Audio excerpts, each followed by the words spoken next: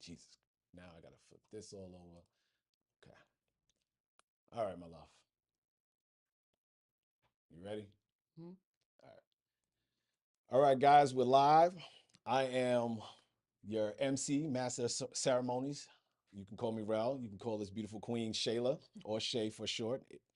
And today we're going to talk about something very controversial, something that is touching us all in some way, shape, or form: tariffs by your one and only Trump. We're going to keep it apolitical as much as possible, but that is very hard to do because this is such a political. Uh, Polarizing subject. Thank you. But one reason that we're going to be able to kind of keep it apolitical is because we're going to focus on the entertainment industry Yeah. specifically, and we're going to bring it back a little bit to when the strikes happened, or even a little bit before that, because we want to discuss the issues that black creators had previous to the strikes. Then the strikes compounded. Now with the tariffs, of how all these things could compound and be even worse for uh, black people in the entertainment industry. Mm. And we have intimate knowledge of this because I am a television editor, and Shayla TV producer. and Occasionally I write. and come on, put some No. Because I hyphens. don't have the proof of concept. So it's like if it's not on TV now, please watch season 16 of Real Housewives of Atlanta. Then it's like okay. Oh, you're talking about stuff I've done in the past. Yeah. Okay, I've written for television, yes, So and you shot a film. I did that will never be seen, and I directed television, Yep. And you directed a film. yes, and a voiceover. There you go. So she's been all around the gambit in entertainment. So she understands the ins and outs, but also she and I have been affected personally with all the things that's happened in the entertainment industry, and also being black in the entertainment industry. Yeah. So, but without further ado, let me first dive into the tariffs because that's the biggest issue. And that is something that we're all kind of curious to figure out and navigate. And there's a lot of different news. But let me first define what a tariff is. A tariff is Hmm. a tariff. My mouth is a little dry. I don't know Sorry. if I even have this. A tariff is is a tax imposed by government on goods and services imported from other countries. The tax increases the cost of imported items, making them less competitive compared to foreign competition or influence. Ooh, compared to, ooh, sorry. Let me go one more time. A tariff, I'm reading just in case y'all need to know because I don't know this by heart. The official definition. A tariff is a tax imposed by government on goods and services imported from other countries. The tax increases the cost of imported items, making them less competitive compared to domestic products. Governments utilize tariffs to generate revenue, protect local industries from foreign competition, or influence trade policies.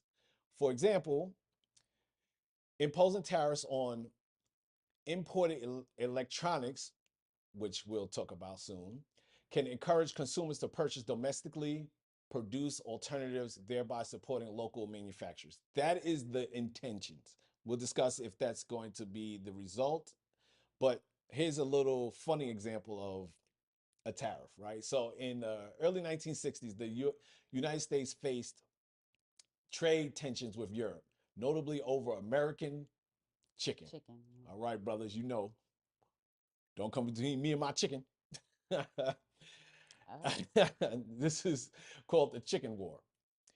And European countries imposed tariffs on US poultry, leading to what obviously I just said people dubbed the chicken war. So our retaliation, because that's just how American rocks, you know, President Lyndon B. Johnson enacted a 25% tariff on several European imports, including light trucks. The tariff became known as the chicken tax. So to proceed, this had an impact on Volkswagen. At the time, Volkswagen Type 2 van was gaining popularity in the United States market. The newly imposed 25% tariff significantly increased the cost of these imported vans, making them less competitive. As a result, Volkswagen sales of the Type 2 van in the US declined sharply.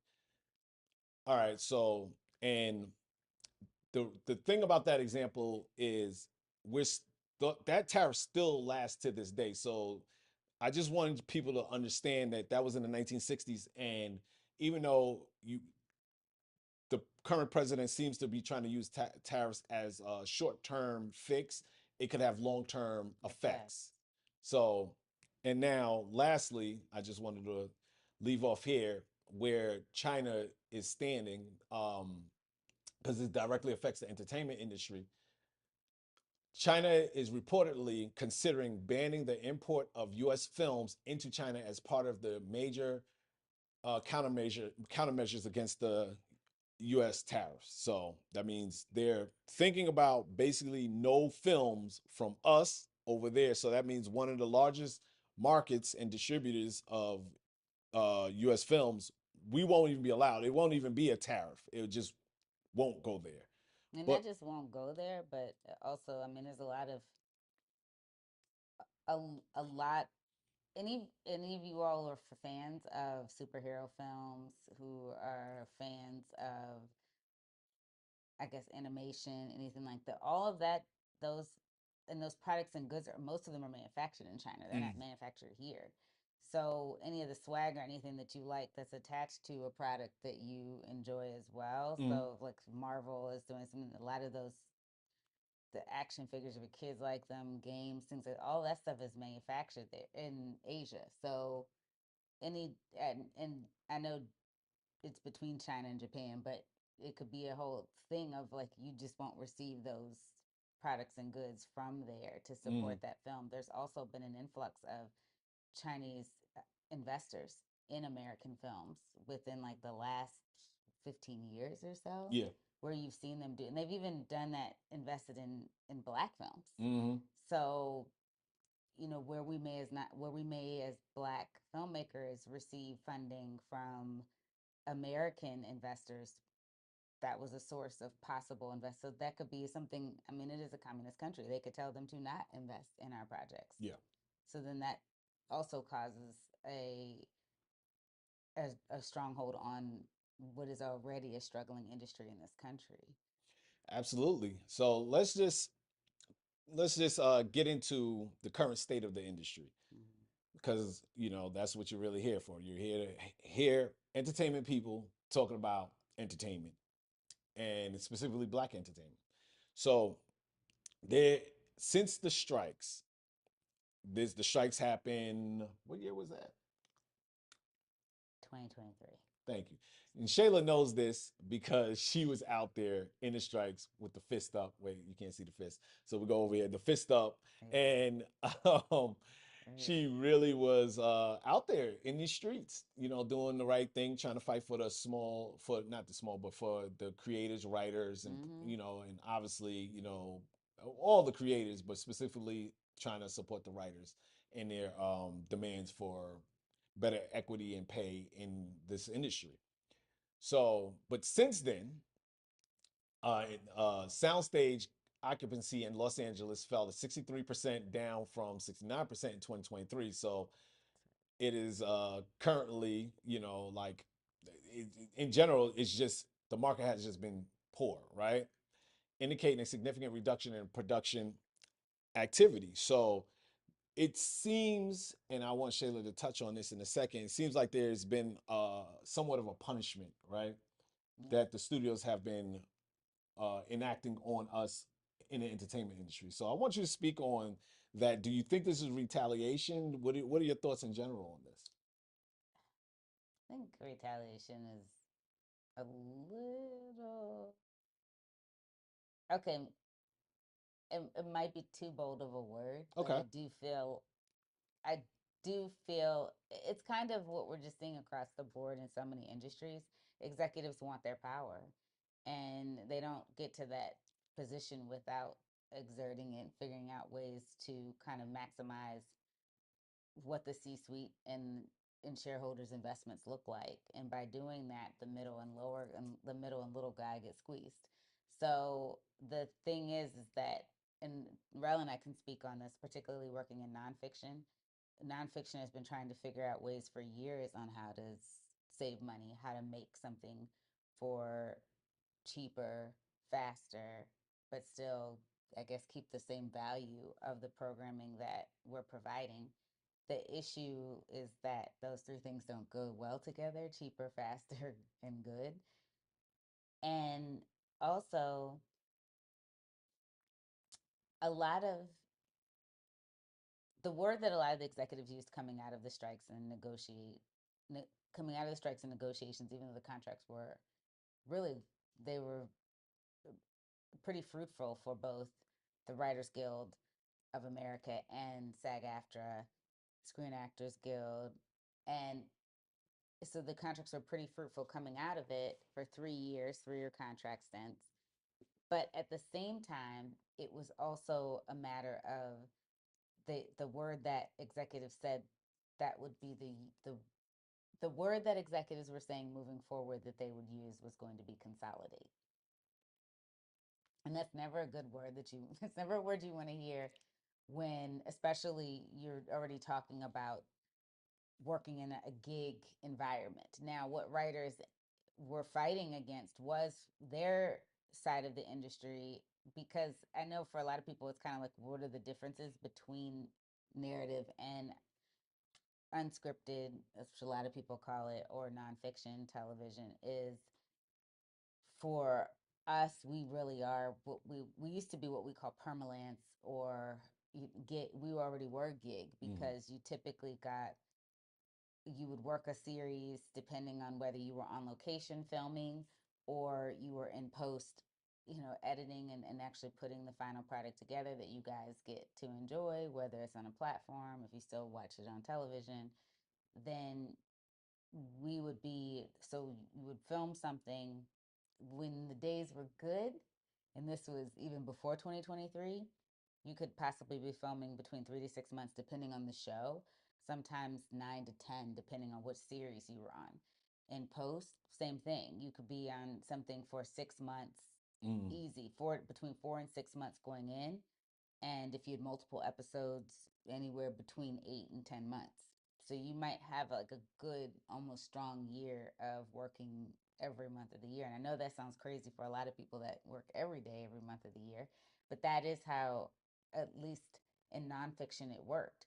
And it kind of, to a certain extent, works the same way with scripted, because you have writers that go in and have to start preparing for a season, and they're in their writers room for x amount of weeks to prepare, x amount of weeks and months to prepare for filming, and then they're still writing, they're rewriting and they're redrafting while filming is, to, as they get started. And well, they definitely receive notes from the executive staff, executive producers, people at either the network or studio, going over drafts, and then they continue to draft scripts. And going into filming, they're continuously making changes, which for us would be more like beat sheets, or basically story points are changing as we're filming, and we're just making sure that not only is that consistent with what those above us want, but also that we're threading that throughout the rest of the season to make sure we're tracking the same story, and that the audience will see a beginning, middle, and end to the story arc for every character, that every, I guess you could say, main role, or every major cast member within that, within that series. So after the strikes, I definitely think that the way that studios, because if every writer, there's about 12,000 members of the Writers Guild of America, and every Screen Actors Guild member received a lot of the benefits that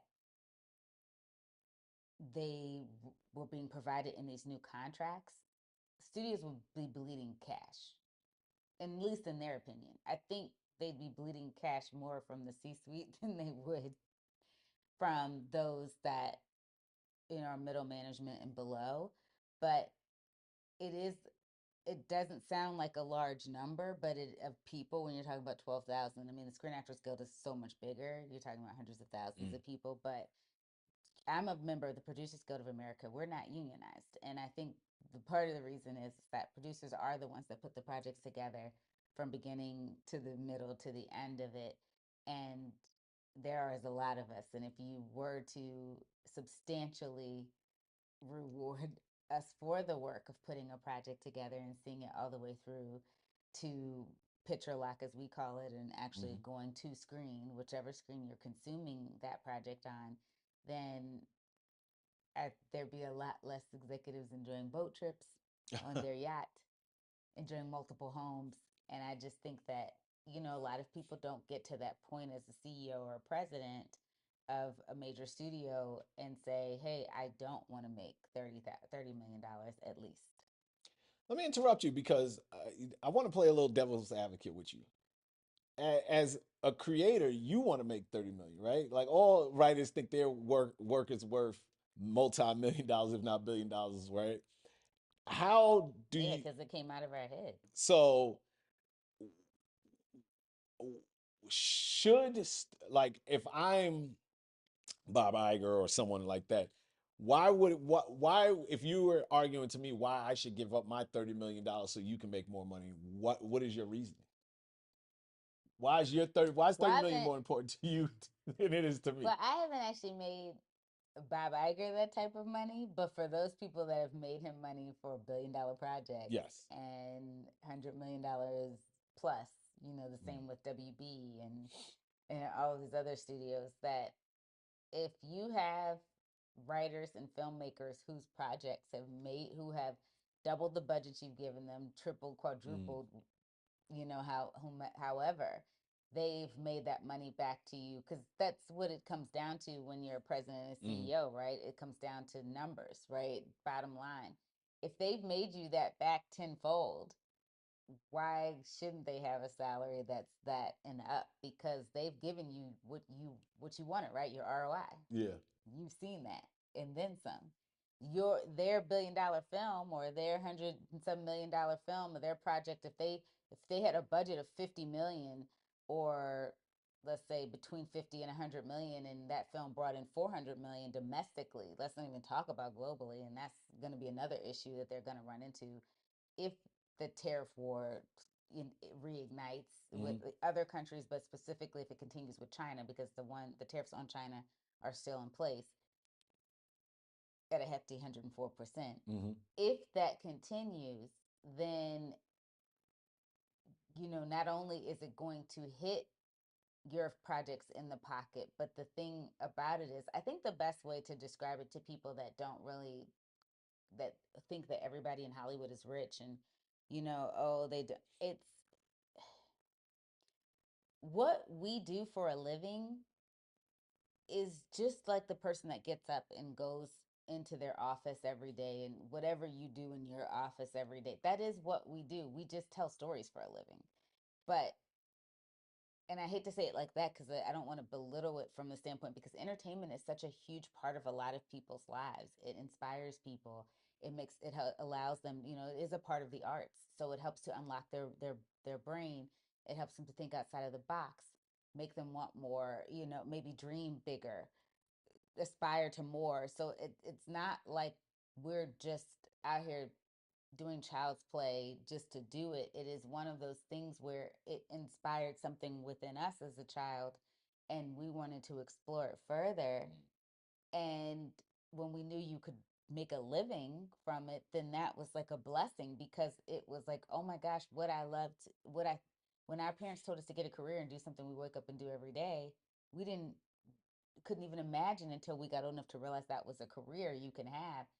And that is why we fight so hard for it. But so many of us do not own homes, aren't they're still renting property, have put a lot of pieces of our lives on hold in terms of starting families, and, you know, don't even have the retirement that a lot of people are fighting right now to keep. So, and that is because we are so undervalued, because we make TV and films. And I think that that is a really bad way to look at what people do because, just as you utilize what we make every day for a living to decompress from what you do all day and you come home and do that, us seeing that the audience enjoys what they're watching and what they're taking in and getting the feedback and hearing what they liked and what they didn't like, that is our job review. Mm, I like that. You paying your ad revenues, you watching and those ad dollars that are going into making those or brand partnerships that are going into making those programs, that determines if another season's happening. That determines if that, and then if we are, that is our, if our job review is positive, then that determines if we see a race, for Mm, lack of a better term, and if we can continue to put a roof over our heads and food on the table. So I think that that is what I would say to studio heads that would say, why would we be worth that? We gave you your return on investment, so why shouldn't we see a return on ours? yeah. There's a lot of things we gave up in that time. We didn't go to friends' weddings. We might not have made it home to say goodbye to loved ones that were lost. There's a lot of things that we sacrificed Yeah. because we needed to make the deadlines for people to be able to sit down and watch this week's episode, or watch a film that said that it was going to have this release date. And I think that's all Yeah. we're asking for. And also that we're gig employees, right? I don't know if you touched on that. Yeah, I So we don't did. get paid. Yeah, we don't get paid days off. So I've had to go. I've been to a funeral and work at the same day a couple of times. So Mm-hmm. but that's neither here nor there. Let's move on. we won't. We won't cry over my trauma. We're gonna move on and give you some more statistics. Yeah. So box office revenue, which I'm sure a lot of people have been, because non-industry people are even speaking about this, right? The Right. domestic box office revenue is in 2024. So this last year was 8.7 billion, a 3.3 decrease from 2023, and approximately 23% lower than the pre-pandemic levels in 2019. So Crazy. ticket sales, people just have not returned to the movie theaters. Uh, you know, uh, And it's not because y'all are afraid to be out in public, because people are outside. So we know it's not because folks don't want to go out. It's just for some reason people don't want the movie experience anymore, which I still can't. That part I don't understand because, well, I guess it is a luxury, right? yeah, I think if you can't afford to go to the film, to go to see a movie, you don't. Also, I know the way, and that's something that I think everybody in our industry needs to, rectify, or have a come to Jesus moment with, is that the next generation is viewing, and I'm talking more about Gen Zers and alphas, are viewing films differently. mm, They're not really going to movie theaters yeah, anymore. So I think that, and some of them are, please correct me if I'm wrong, if you watch this and you're like, no, that's not true. mm, But as Gen Alpha, yeah, you're going to go to the movies because your parents are going to take you, right? yeah, Or, when you become a teenager, then you're going to want to go with your friends. We've all been there. But I think in terms of older, like millennials and up, that the movie experience is still something that is a value to certain nights yeah, out and things like that. But I think that I can remember when I first joined the Producers Guild and attended a Produced By conference, which is a conference we have where we get to speak with some of the biggest producers in the industry. We get to hear upcoming projects and listen to, one of my favorite panels is collaborations, where you get to listen to producers and production designers, or producers and costume designers, or producers and directors, and understand like how that dynamic works and how it plays into making a successful project, because most of them are projects that have been Oscar nominated or have seen a really successful award season run. And I think that the thing about it is that at the time, a young lady that was finishing Columbia, I believe, said that she and her friends, it's either Columbia or NYU, that she and her friends don't go to the movies. I They remember. stream everything. This was probably, and I want to make sure I get the time period right. This was almost 10 years ago. No, Ooh. this was almost, yeah, this was about 10 years ago Yeah. that she said that. It was about 2014, 2015. She was looking into the future, didn't realize She was 22 then. she was sending a So she's a signal. whole 32 Yeah. now. And So it's that like, means 10 years of her not having any desire to go to movie theaters. Yeah. and she said she and her friends, and part of the reason was tickets were too expensive. And also, they'll just wait till it streams and then they'll watch it that way. And I remember a oh, I really wish, I think it was the director of Lion that said this at the time, the film Lion, that said he was a novice of the theater and he refused to Oh, believe that yes. people still aren't going to want, this is pre-pandemic, pre-Rona, Mm. and that he couldn't believe that people still didn't want that experience. And not only did the earth shake Mm. underneath him per se after making that comment, but also it it changed the way people were consuming media, right? But it also, you saw a shift in how, I guess you could say, like, films were, oh, you saw these promos and these ads with Academy Award winning actors asking people to come back to the theaters when it was safe enough to return to theaters. When once vaccines were really starting to, the country was becoming heavily vaccinated, and they were asking people to come back to the movies. I still love a good movie experience. I'm not even. It's nice to Mm. go in there. It's nice to hear people, comment and say what they're, Yeah, yeah.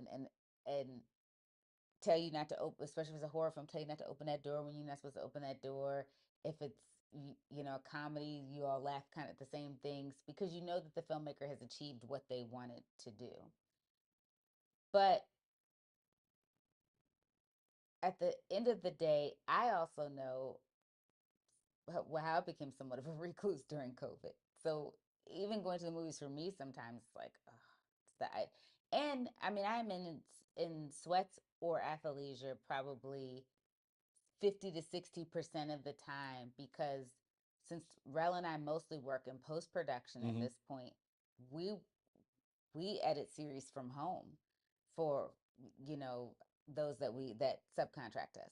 So it's kind of like, the idea sometimes of just putting on clothes is like, and I love clothes. He'll tell you, like, Mm. there isn't a pair of clothes I haven't met that I don't like, but just the idea of putting on clothes is like, and so it's that whole experience too. And I'm not a person that goes out in my pajama pants and a sweatshirt to the movies. Like, I like to get dressed. So I think it's that idea too of doing that and having to put yourself together to go.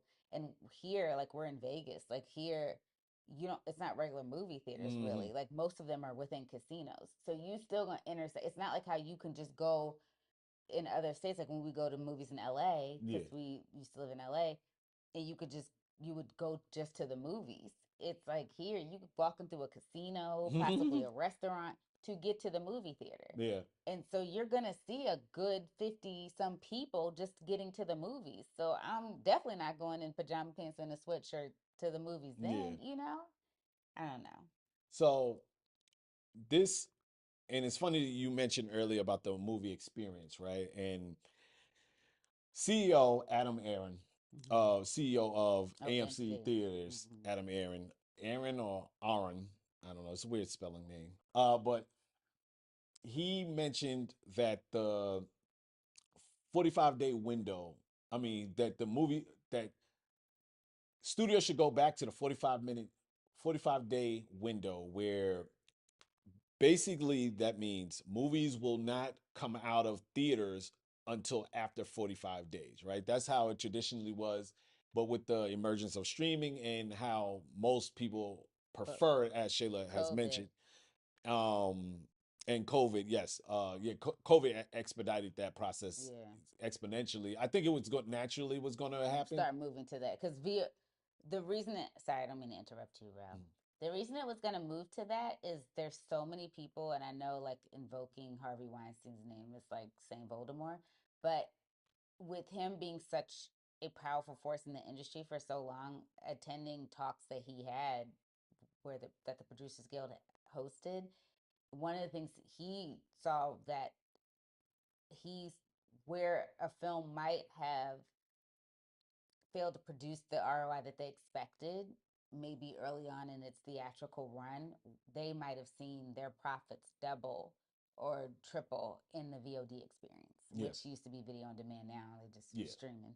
But so I think a lot of people, like you said, it was going to switch to that anyway. COVID just helped expedite it because they knew people weren't going to theaters. So it was like, let's put it in theaters for 30 days and then Mm-hmm. then the people that all of us were on lockdown, we could watch it at home within 30 days. So and also I think they made an announcement that they're going to try to do this thing called 4D or AD. I don't know, some amount of D's, but it's going to be a full immersive kind of an immersive experience where the screens will be surrounding the audience. That's So I cool. think that's something else that he's trying to implement. And my question for you is, do you think any of these will motivate audiences back into the theater?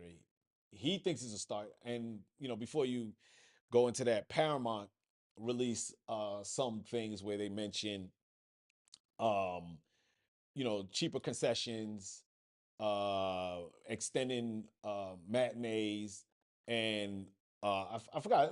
I think it was just basically ways to cut costs for the public. So they're seemingly at two opposite ends of the spectrum. And what are your thoughts on that? Do you? I mean, I'm gonna tell you right now, Shayla's gonna be on the save money end of the spectrum because I think we all are. But do you think that the CEO of AMC Theaters is onto something that could inspire moviegoers to come back? Well, I'm good.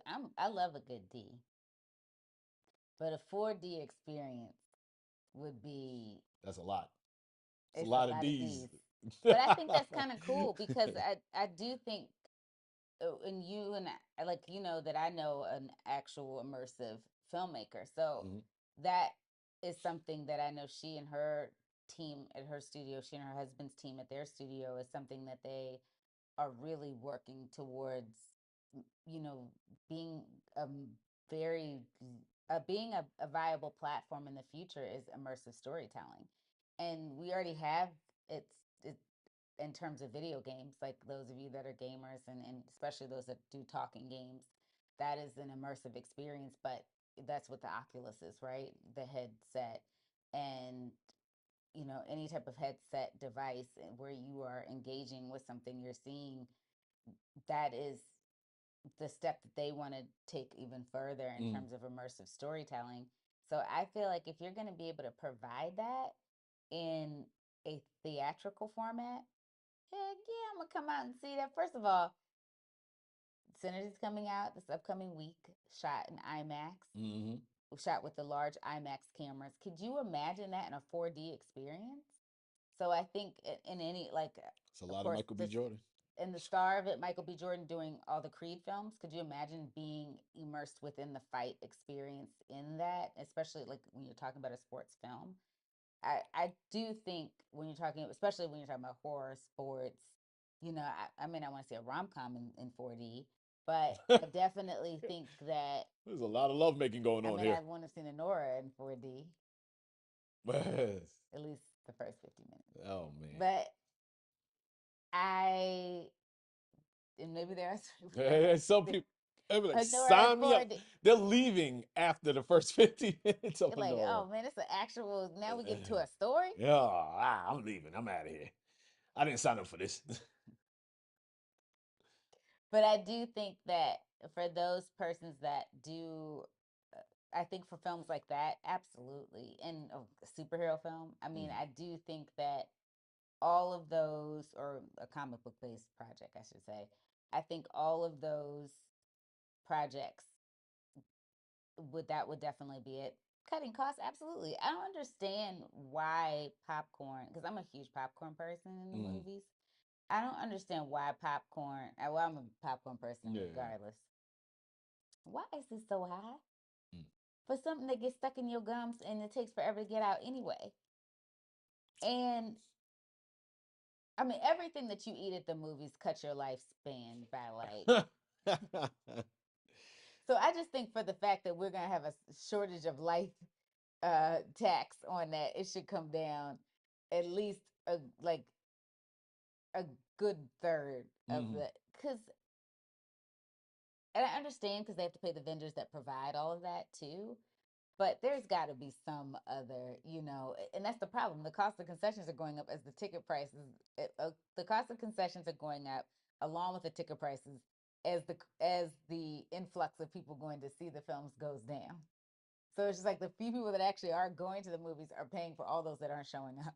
Mm.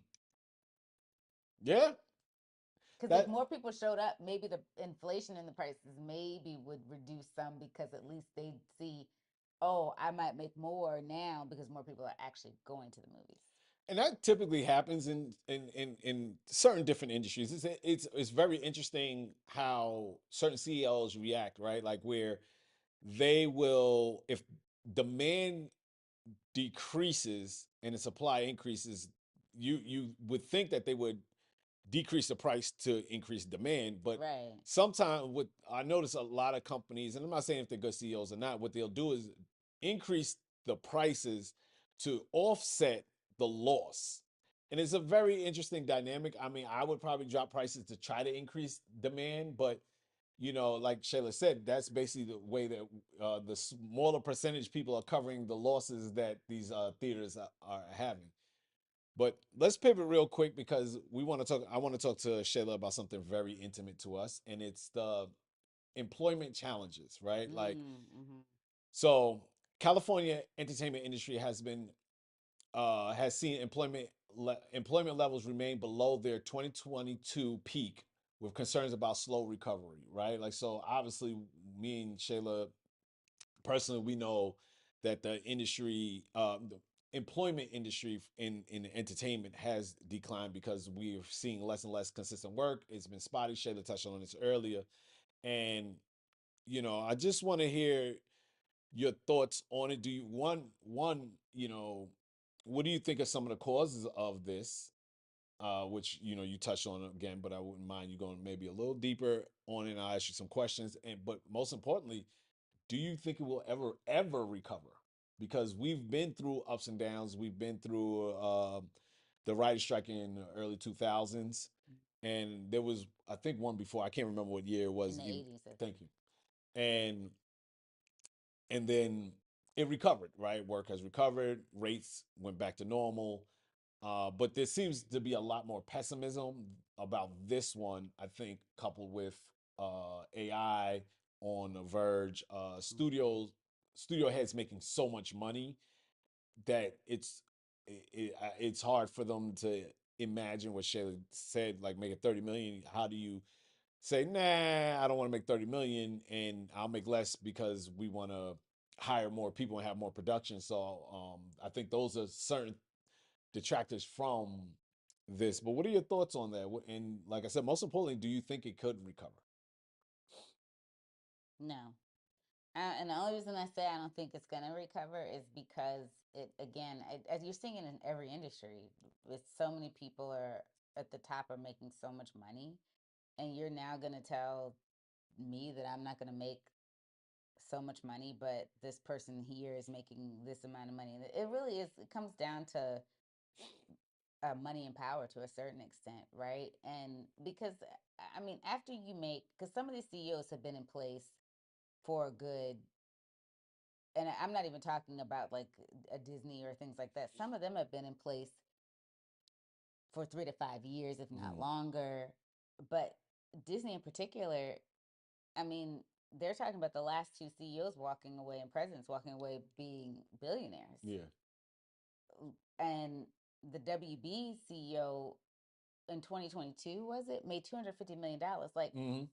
most people won't ever see that type of money in their lifetime. At this point, he's made enough money for his grandkids to live off Mm-hmm. of in 1 year. In 1 year. And now, granted, it just wasn't completely salary based. A lot, there was other parts of it that were stock options, things like that. But still, Like the fact that that's even Attainable. Yeah. for 1 year. 1 year. And I believe the year that Black Panther did, did $1 billion. I Yeah. think Bob Iger made 70 some million Yep. dollars in salary. Yeah. We're again not including stock options, but the fact that they said he could be a billionaire CEO from the stamp and didn't invent Disney, isn't writing one film. It is kind of crazy if you think about it. Look, I'm not begrudging people from, you know, making a living and providing for their families, but there's a lot of the creatives want generational wealth too. And I don't see how that's obtainable in the current model. You had a lot of writers that were out on the picket lines that said they hadn't written since like Brooklyn Nine-Nine went off television. And I mean, I don't really know what year that was because I didn't watch that series. But to think about that and then 2023 and they're, you know, fighting for rights for when they do get another series, the fact that they've been out of work that long is crazy. I mean, we're talking years. Yeah. And as a matter of fact, let me look up now, like how long Brooklyn Nine-Nine was off the air, because I just want to make sure Yeah. I I feel have. like it was 18 I think it was, because I think I was kind of shocked at like how late it went off the air. because it went to another network. 2021. Oh, okay. Yeah, it went to another network. That's why. So it started in 2013, ended in 2021. So you had people that said they had worked in 2 years out Mm-hmm. on the like out on the picket lines. And I think the thing about it is that when the strikes were over and the contracts were signed, you had working writers saying that they knew this was not going to look the same. Working writers, people that was still going into their writers' rooms every season. And I remember, like in particular, a few Abbott Elementary writers spoke about like how they think it was worse than when they went in before the strikes. And like I said before, when they started using words like we're consolidating, they lost a lot of money. Studios Mm. did because of the strikes. So, how do you make that money back? You make less, Yeah. especially when you have to pay people more money, right? Yeah. That because of the strikes. So, you work less, you make less, and you pay less people, but you also make sure that, and that way it doesn't affect your bottom line too, what you're taking home. Yeah. So I don't see it. I think, I remember when writers used to control, like, used to have a lot more control in Hollywood. Yeah. Sorry, my neck. And when they got to really kind of set the playing field for how things worked in the industry. And I think now that executives have been able to kind of turn the tables and receive a lot more power, I don't see it going back to how it was. I mean, that's your honest opinion, and I second that. I just from how long it's taking it to recover, and like I said, with technology, and not to speak about what if you're watching this on YouTube, YouTube has now surpassed, I think, even streaming platform as one of the top entertainment platforms, and so that means more and more people, younger and younger people, are now preferring YouTube over streaming platforms. Obviously, TikTok, we know the explosion with that. So now you're trying to, one, you're trying to encourage people to go back to the theaters over increase in these devices, and then you're gonna, and then you couple that with how much money these CEOs are making. There's no room for them to create more projects and no incentive to create more projects. So then you hire less people because there's less projects. So I think, and now, like I said, with the emergence of AI, and it seems like there's a race to cut your budgets. I think even I forgot which director I saw today. He released a statement about James Cameron, I believe, because it's Avatar. I think it was James Cameron, and apologize if I'm misquoting him, but basically that AI is going to be necessary to cut costs of big budget films. Mm-hmm. So that's a lot less people who are going to have jobs if AI comes into play. a lot less in all And industries. it's going to, because people are always trying to figure out ways to cut costs. Hmm. It's the reason you bring in a CEO in the first place. How do you cut costs? How do you make things quicker, better, Hmm. and make it faster? And another thing, it's just, it is sad to say, but it's just that the value of a human, I don't want to say work, but a human employee Yeah. is just not the same as it used to be. It definitely has, it continues to digress. It continues to digress as this country continues to, I guess you could say, flourish or grow. Mm. But I think another issue is also the reason I knew it was really bad for our industry is when our white counterparts were panicking. Mm.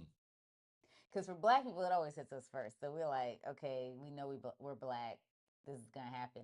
When I saw white people panicking, I was like, oh, this is really bad. Like it, Yeah. No, you're because right. and they weren't working. Like it was one Yeah. thing where I'm asking my white counterparts, hey, do you have any jobs? They're like, I'm out of work too. Yeah. and people who've gotten to top positions, like they're executives at studios, they're some of the people that are making decisions on what was actually getting greenlit. They're not working. Yeah.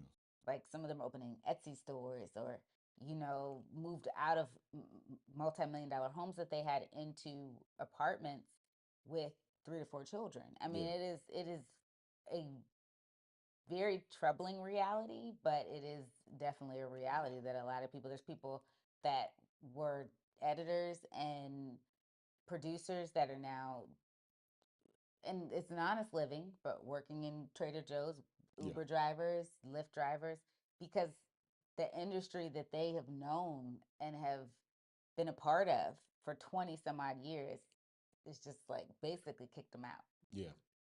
And and it's funny that you brought up I guess it's not funny, pretty sad that you brought up our white counterparts and how things hit us worse. So let's talk a little bit more about that, right? Like let's talk about underrepresentation in the entertainment Yeah. industry, right?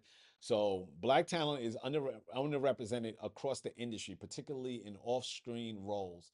Less than 6% of writers, directors, producers of US produced films are black, which is wild. I did not realize it was that low. Yeah. So, I mean, obviously, what are your thoughts on that? I mean, like, Well, it's it, going to get worse. I mean, because of another hot topic, yeah. DEI. I mean, Oh yeah. once that became the new boogeyman in this country, even though it helped more white women than it did anybody else, it I think that it was it's going to be less and less of us getting employed as well. And just based off sometimes just a bias, like Rel's name, for instance, you'll see his name and you may know he's a black man. Hmm. So then it's kind of like, what am I even going to call him Yeah. for this series? It doesn't have a predominantly black cast. It doesn't even really have a black cast member. So how can he? I love how everybody can tell our stories because Rel can tell you there's a lot of stories with ensemble cast of black people, Hmm. and the majority of the producers and editors are not black. Yeah. So everyone can tell our stories, Yeah. but we can't tell anyone else's. And I think in terms of a race of people, we tend to have a lot more sensitivity to, but despite what is painted by people, a lot more sensitivity to a lot of different backgrounds and cultures those than a lot of other people tend to be, and that's because of what our culture has had to endure, Yeah. being somewhat a part of this country. But I do think that it didn't the numbers actually don't surprise me because you, it it was the it's I do call it the George Floyd effect for such a lack of a better term. It was one of those things where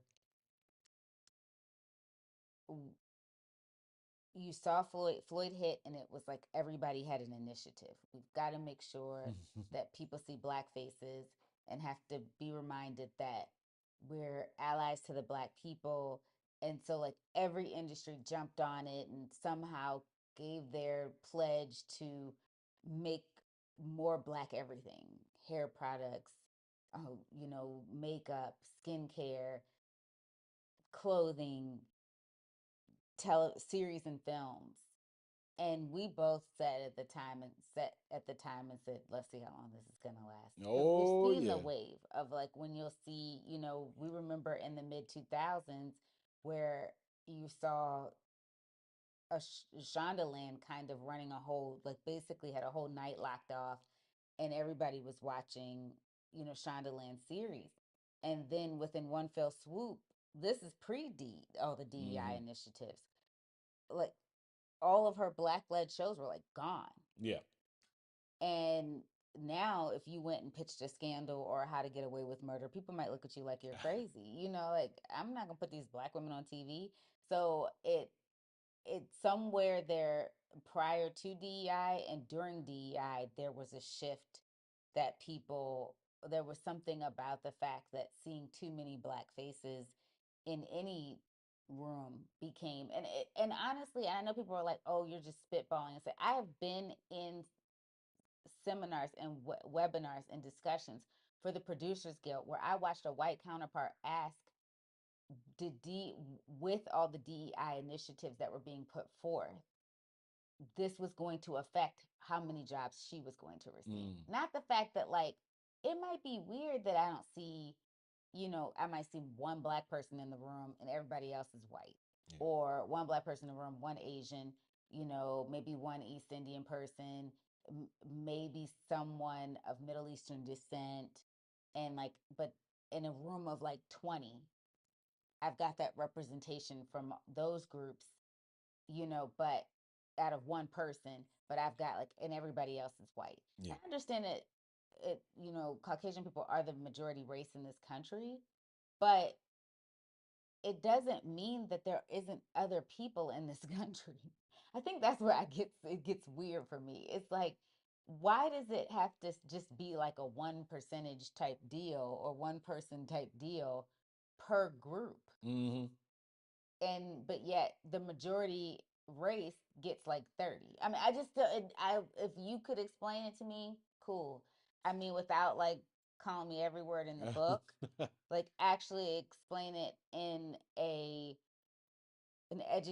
educated way, I guess, then I would understand it, because I know that I grew up in a household where it was important for my parents for me to see myself in roles that I guess you could say were non-traditional for black people, because we were always so pigeonholed into certain things.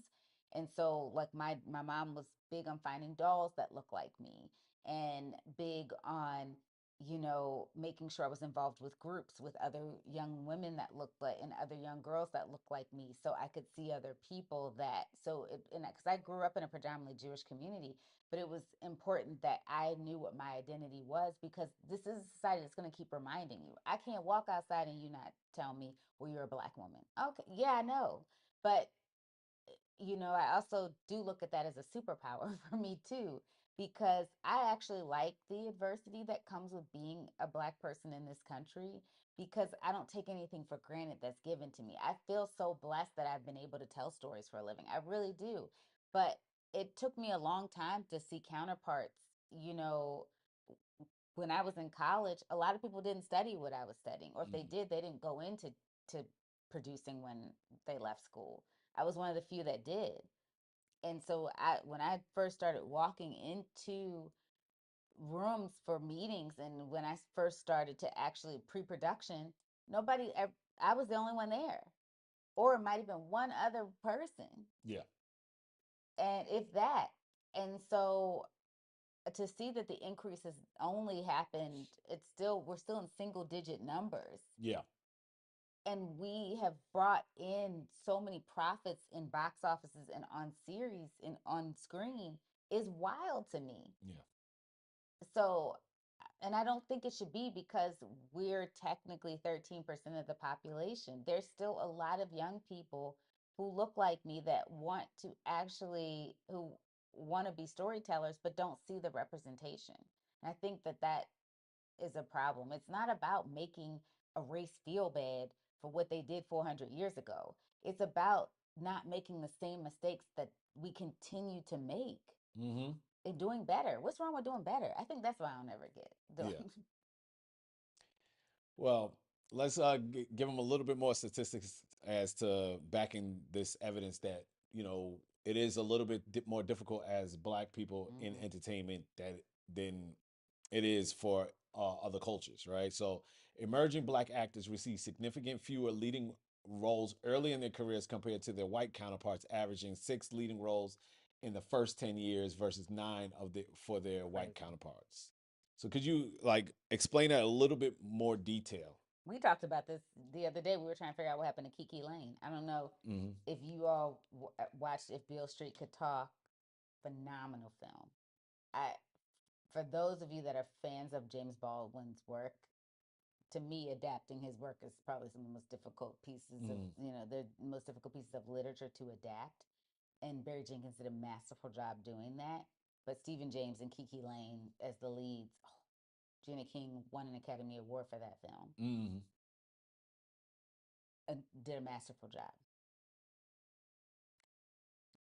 Kiki Lane, seriously, like she is also because she was in the Them show, right? Or was that Kiki? Oh, That was her. No, that was yeah, yeah, yeah, yeah. Victoria. Sorry, my apologies.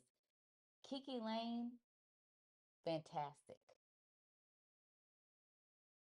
She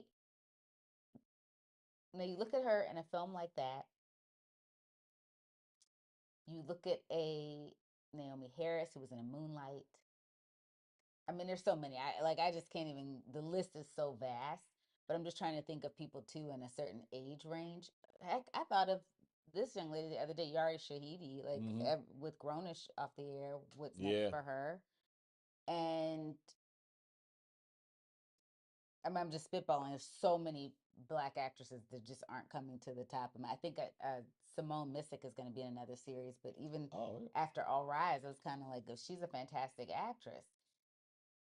The problem, but and I know I'm gonna get a lot of people that's gonna come for me, and that's fine. Sydney Sweeney, y'all gotta be kidding me. I watched the first 2 seasons of Euphoria. I've not watched her much, but she had a major box office flop in a large film, and I again have not watched. If there has been progression, please let me know. But I have not watched her outside of Euphoria, and I was like, huh? But she is in like 80 films right now. Yeah. And I want you to watch If Bill Street Could Talk with Kiki Lane. And then I want you to watch just anything Sydney Sweeney's been in. And you tell me if they match up. Just Yeah. tell me. And the fact that they're not getting, you know, and I know y'all gonna throw some people in my face to say, well, what about Io, at a, Well, I'm not even gonna I'm do not it. even gonna do it to Not my even gonna do sister. it to me. Because y'all love to throw that one person back in our face. Because I just gave you one with Sydney Sweeney, but I can give you a good 5 to 10 other uh, Caucasian actresses versus Black ones that are getting opportunities. Well, that's the whole point, right? Like, it's not that we don't get leading roles; it's the percentage is very offset, right? Like, it's just not comparable. So, but let's go to one other point now: financial disparities. Now, this is something that we all can understand in some way, shape, or form, right? Films led by Black off-screen talent are consistently underfunded and undervalued, despite often earning higher revenue relative returns than other properties. Obviously, Black Panther is a good example, right? Like that one, first of all, in general, was difficult to make. Even make. Supposedly, according to Bob Iger, he went into the boardroom and told them that this is the movie to make, and the Yeah. board of directors were against it. Um, and he had to put the hammer down and said, "We're gonna make Black Panther," and I guess it was a success. And he whipped this joint out and told them like, "Yes, I am that dude." But aside from that ridiculous story, That is how he tells the story. um, I think that that's just a good example of like how we come out in droves and support our films. I think Mm-hmm. Black Panther 2 made million, Yeah. and that was post pandemic. And then so it's one of the higher grossing films in since uh the later phases of the MCU. Get Out obviously was a small budget film that made a tremendous amount of money. So when and that was word of mouth. That wasn't even highly marketed. So when we get like a film that we can sink our teeth into, we typically go out there and support. I'm sure Sinners coming up is going to do some crazy numbers. It So almost hit a bill. Wakanda Forever almost hit a billion a second time. there you go. 859.2 million worldwide. So it's over 800. Sorry, over 850. No, Almost. it's okay. That's yeah. It's It was almost like yeah. it was 454 million domestically and 406 million internationally. So that tells you right there. We do come out and support, especially if they give us opportunities to direct or produce these films. And I mean, one thing that I, I I don't have here listed is the marketing, right? Like they, so sometimes black movies don't achieve as much success as they could because of the lack of marketing. But that's another conversation, a whole nother topic. But in general, we do our films do perform well, and we don't always get the consistent funding or consistent same type of funding of a movie of a same level. So, have you observed this yourself? In my opinion, I have, but have you observed this? And what are your But thoughts on it?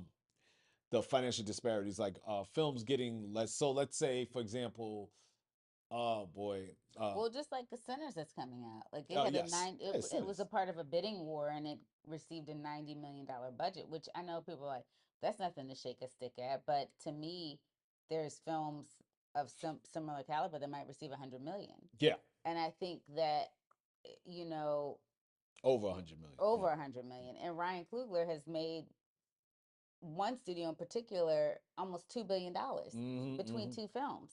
So the proof is in the pudding that he can do. And even with the other films he's done with Creed, and those do in the hundreds of millions domestically. Yeah, So it's not like he's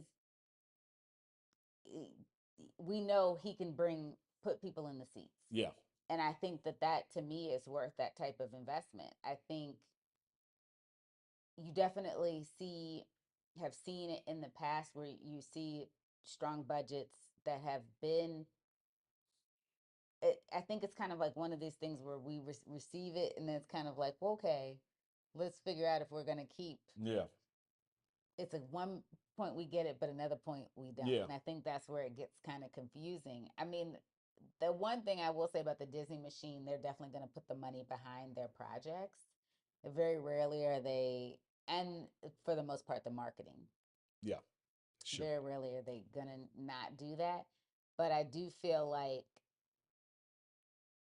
and the independent studios unfortunately can't do that. But hopefully, we're gonna start Yeah. seeing that because so many of them are doing so well within the award season. So Mm. you might see, a, I do think you're gonna see it. Even we know that A24 put the dollars into marketing. We know that Neon will, Yeah. and hopefully we'll start seeing that more as well. But you and I talked about this all the time. Like initially with Sinners, we saw a whole basketball Mm-hmm. All Star weekend, and it was surrounding Superman, as opposed to Sinners. That I mean, for a league that's 80% African American, you didn't see Yeah. a Much. a black film being promoted much by the same studio that hosted that weekend.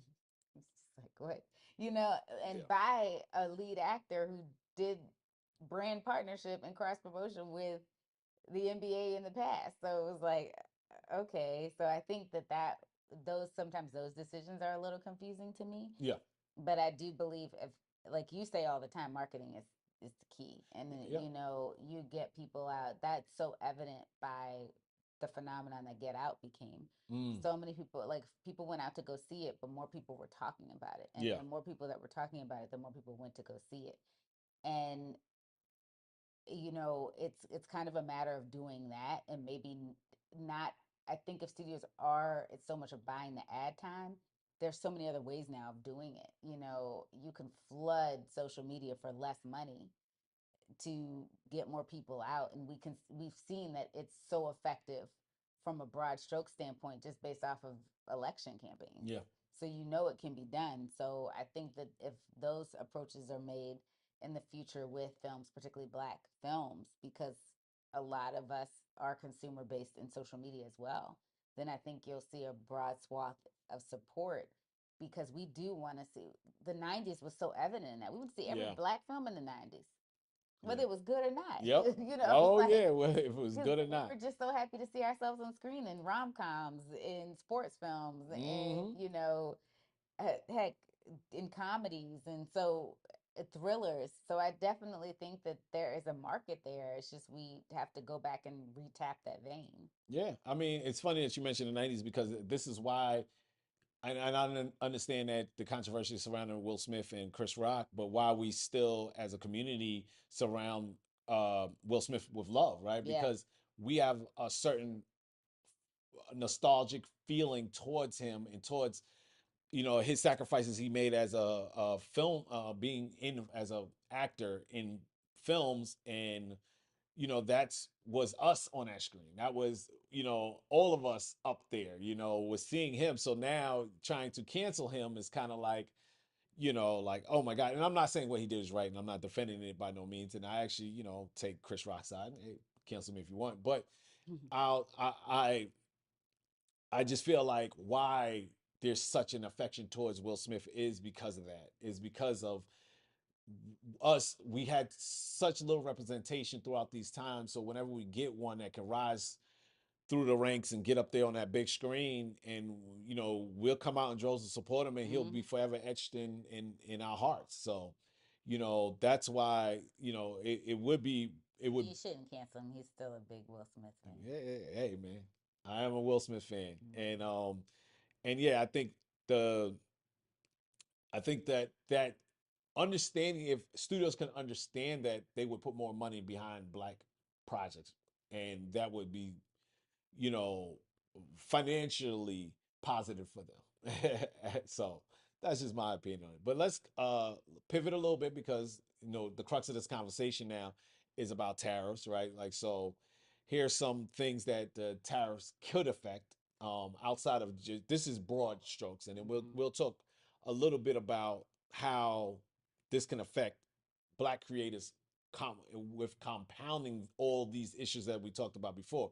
So that's why we had to go through Hollywood as, in general, the issues. Then we had to go through what black creators and entertainers are dealing with in Hollywood already. Those are already some of the issues that were pre-existing, and now they're even compounded. And now, on top of all that, we're dealing with tariffs. So increased equipment costs, right? Tariffs are on imported cameras and lenses, particularly those from China, expected to raise production costs, Mm-hmm. affecting both major studios and independent filmmakers. So, as a person who loves me a camera, um, if Shayla and I want to go out, we say, hey, we're ready to film. If we rent or even buy, the cost of that equipment will increase. So if we say, all right, cool, we'll go shoot that. So one or two things is going to happen. Either it'll increase our budget, which somehow that's going to get passed on to the consumer, Yeah. or two, our budget will just remain the same, but it'll eat up more of our budget, which means the quality of our films will decrease, and there'll be less opportunities for us to film. So that is possibly one issue with, because I know equipment costs. You'd be like, well, what does that have to do? That's just the cameraman. He'd be all right. But it's a trickle down, right? Like or a domino effect. You knock down this one domino, and then all these other dominoes get knocked over because And then uh, those ticket prices at those theaters won't be going down because you had to pay more money to get that equipment. So you'll be paying for that on the back end. yep. Or streaming, same thing. The Mm-hmm. prices of streaming will continue to increase Oh because yeah.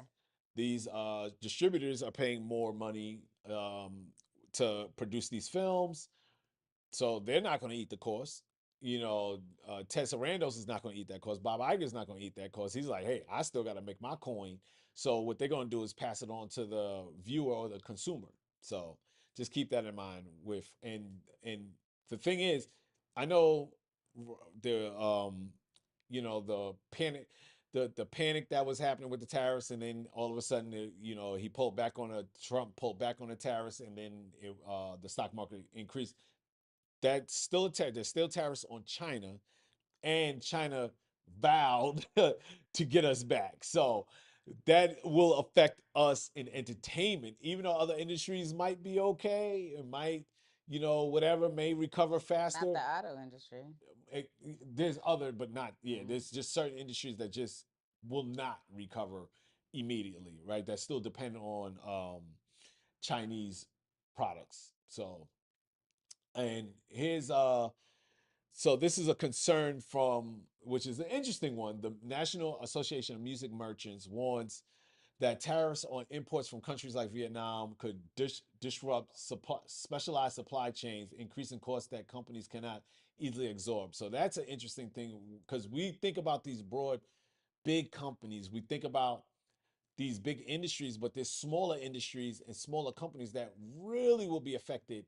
And in that's with music specifically, but like say with us in the film and television, what about smaller production companies like Shay and I, or you know, we can't afford to swallow a lot of these costs. We can't afford to take this hit as creators, because we have shoestring budgets as it is. So, if I have to run out and buy a light, I'm like, ooh, I don't know. If I have to buy a camera, ooh, I don't know. Right? Like, but and if you're in like a really specialized supply, oh, you're just gonna get knocked out. It's just nothing you can do, because it's just not enough support in that industry.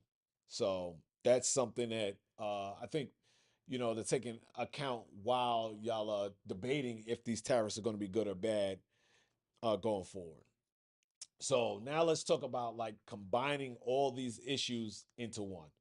So with existing underfunding, black filmmakers and producers may find it increasingly difficult to secure necessary resources as production costs rise due to tariffs. We touched on this a little bit, but obviously we're already underfunded. So if they're like, hey,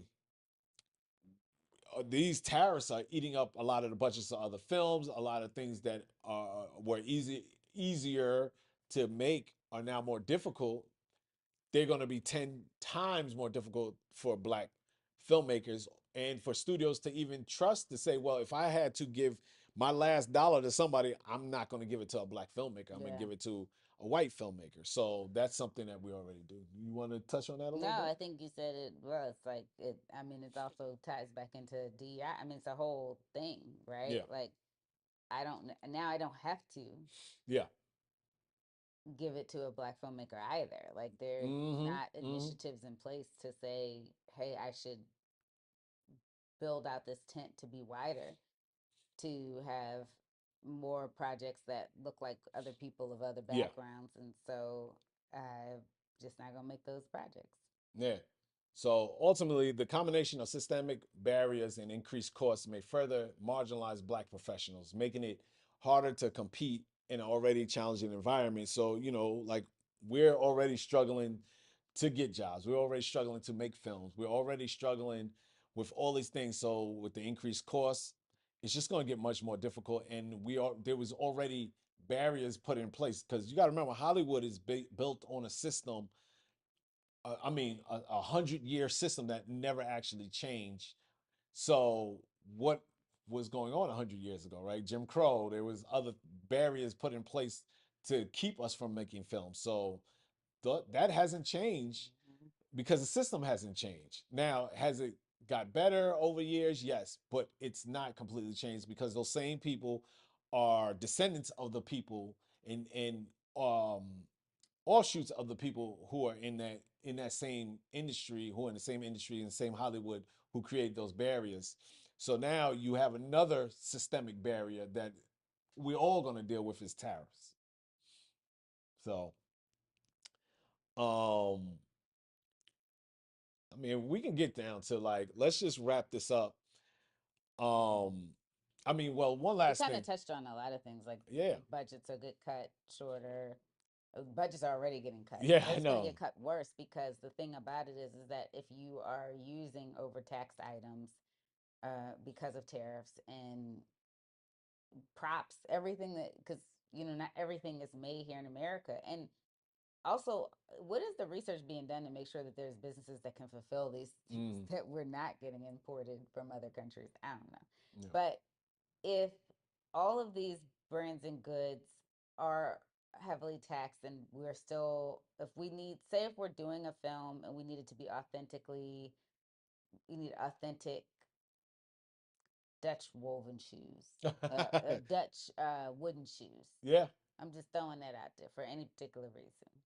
Maybe your character just likes wearing Dutch wooden shoes, and those are heavily those have tariffs on them. Now, granted, those tariffs now in all the other countries, 90% have been pulled back, But for but argument's sake, yeah.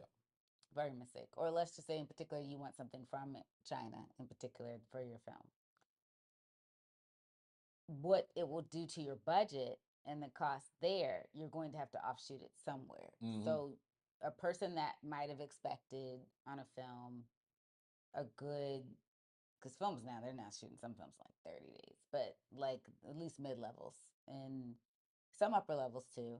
But say if you say you wanted to be able to shoot a superhero film that requires some elements from China within a good 2 to 3 months, well, you're gonna have to get rid of some people Mm, after 1 to 2 months, which also means you got to figure out how you're gonna complete that last month with less people, less resources, and if anybody ever knows what it's like to work with a smaller budget, it is not a fun place to be. Not when you're used to having larger ones. yeah. Like round, I've worked on shows where the budgets used to run vast. Like I said, you could work the whole year, Mm-hmm. Mm-hmm. off of one series sometimes. And now you are lucky to get, that's a good example I could give you. You're now lucky to maybe get, if you get a series where you get to work 2 to 3 months or even longer, Yeah. let me tell you, the people that are already on that series are not leaving because they know it's nowhere else to go. So that that whereas before people would is like kind of a revolving door because you might get another opportunity somewhere else where you can make more money that you can put away for your future, but now that's not even an option anymore because they're cutting budget so tight. Series that I did 10 years ago and I went back to one recently, they were willing to cut me after 3 months Mm, of work, where before I would work a good 6 to 8 months yeah. on that series. Crazy. Yeah. Yeah. No, and I definitely think I think I experience the same thing. I mean, it's not producers, not editors, it's everybody. So I think you know, one thing, like I said, like to sum up, is like the increased production and operational costs due to tariffs may lead to higher prices for entertainment products and services, including streaming platforms and movie tickets, which we touched upon.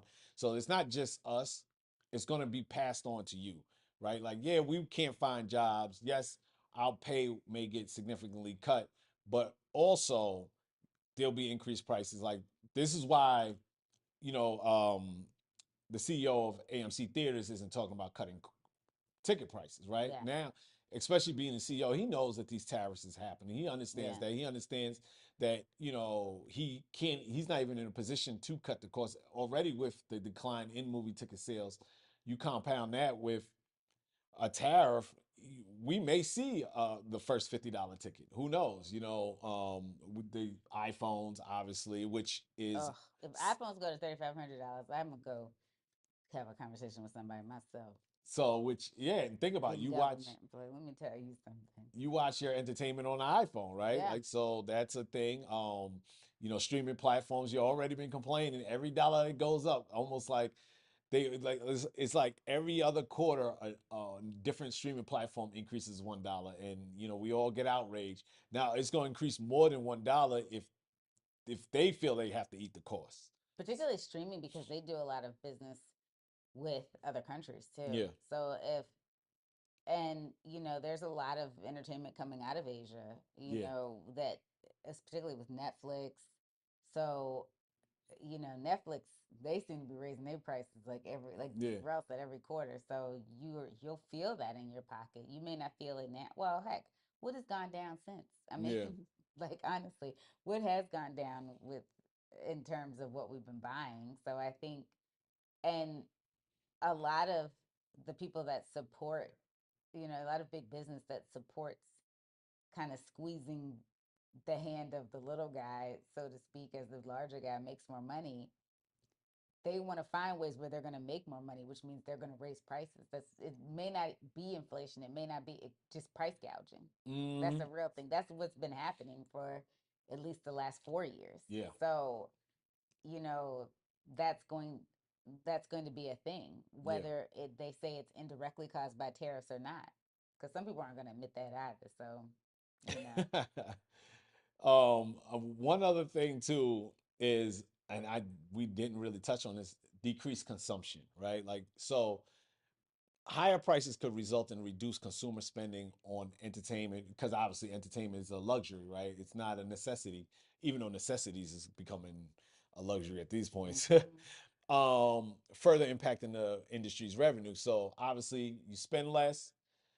We talked about it. They have to make that money somewhere else. They're gonna pass it to the small percentage of people who are still using the using going to the movies, watching streaming. We're gonna pick up the cost of the lack of from the lack of people going. So that's just these are all things to definitely keep in mind when assessing, are tariffs good or bad. And I'm not gonna make up your mind on are they good or not. I And not mean, all of them are bad. It depends on like how a tariff is used. I mean, yes. civics aren't taught in school anymore, which is a real issue because then a lot more people will understand what tariffs are. But a lot of them are actually like Rel explained earlier when he read the definition, they were specifically used in a sense they were a tactic. It Mm, was supposed to be a negotiating strategy. The problem is there's no negotiating happening. And I think the thing about it is that it's not to say that we wouldn't want to see more things being made in the US. I mean, I definitely, but we also have to be honest with ourselves of how many resources come from other countries. yeah. There's a lot of things that we enjoy in this country in terms of electronics, in terms of different parts of technology, in terms of the resources that are used to make stuff we drive in every day, things that we see on the road, anything, stores that we go in, food that we buy and consume that come from other countries. And we have to kind of rectify with, okay, how much are we doing to support those businesses in this country if they're going to produce that? But also there's a lot of American like small business owners that depend on overseas manufacturing. Yeah. A lot more than you would think. And there's a lot of black people that use Mhm. overseas manufacturers too for black owned businesses. So I don't know. I just feel like there's a lot of conversations A that lot. can be had around it, but at the end of the day, do your research before you start talking on stuff too. Like just don't go off the handle about things. And if you really do care, if you really do like being entertained, if you really do like and you still can enjoy the luxury of streaming, going to the movies, you still watch a TV traditionally, like Hmm. Ralph and I Hmm. don't really watch off of a TV anymore, then fight for those people that are making it Yeah. because with less people there's going to be less. It doesn't seem like there's a lack of content, but believe me, there is. We saw it in COVID where it was like at the point we were just all scrapping to find something to watch, Yeah. and because things just weren't getting made because of the lockdown. So if we do really want those, we don't want to kind of come to a standstill like that again, then that's something which can happen if people it's too expensive to make anything. Yeah. Then that's something that we have to kind of all care about.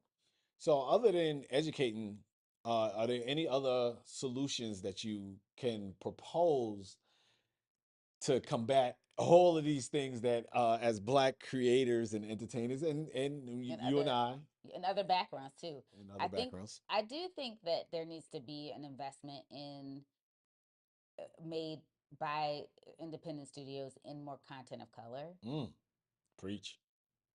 I would say just across the board, it's black filmmakers and series creators, Asian creators and Asian filmmakers, Middle Eastern,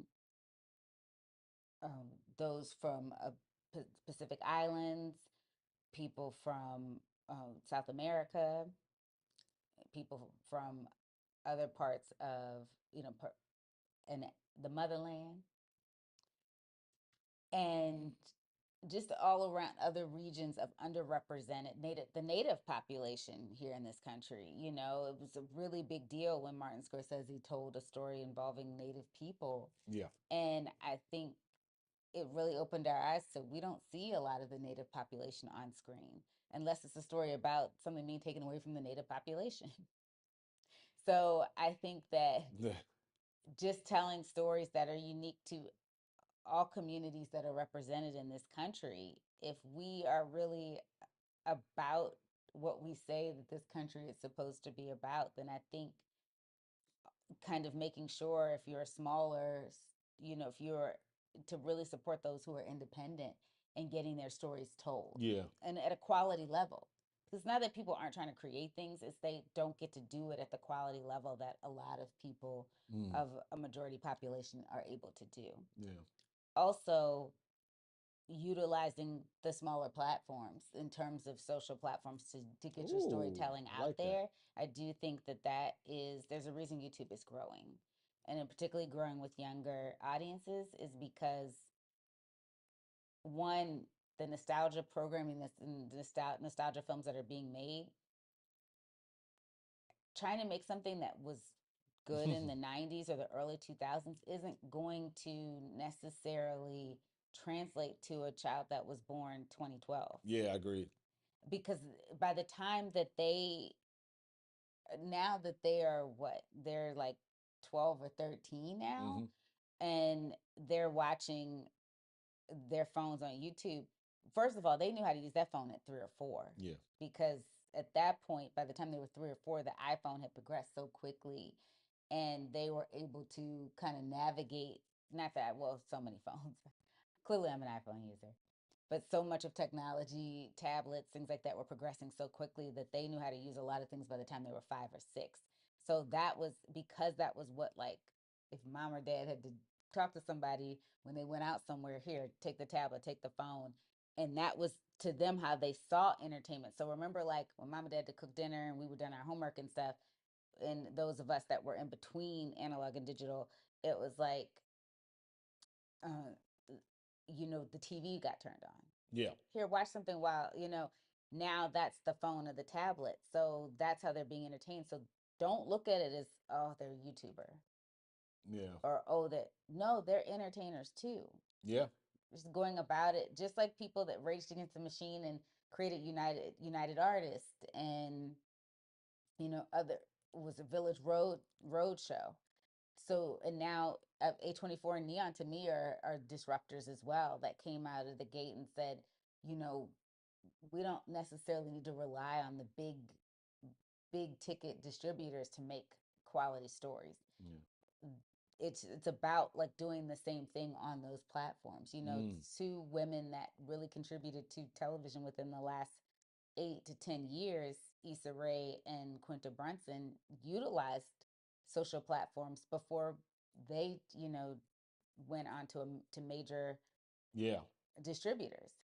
So this is still not something that isn't a possibility. And I don't know if you had other. The only thing that I would say is, which I always try to encourage: support black films, Yes, support black television, support you. The more eyeballs you get on it, the more ad dollars we get, the more people are apt to green light. more opt to green light, bigger budgets, because we can show and prove that we, even through tough times, and of course I respect if you have tough times, if you can't afford to, if you can't afford to go see Sinners, if you can't afford to go see, uh, I know Jordan Peele's going to have a new movie, or Megan 2, which was Akila, yeah, written by written by a, Akila Cooper, a black director. Boom. Y'all didn't black even film black writer, screenwriter. screenwriter, excuse me, black screenwriter. Yeah, I didn't even know that. So Megan, there you go. You're supporting, right? So You go out and support. So it's not just black films, but being knowledgeable about who the black faces behind these films, and you support them, and we can get these dollars out there. We can get more opportunities, more things greenlit, and so yeah, I always say support, and then yes, it would be it'd be less, but at least we can prove to the studios, hey, even in tough times, we'll still come out. So yeah, that's my little advice to the people, and that's it. Till next time.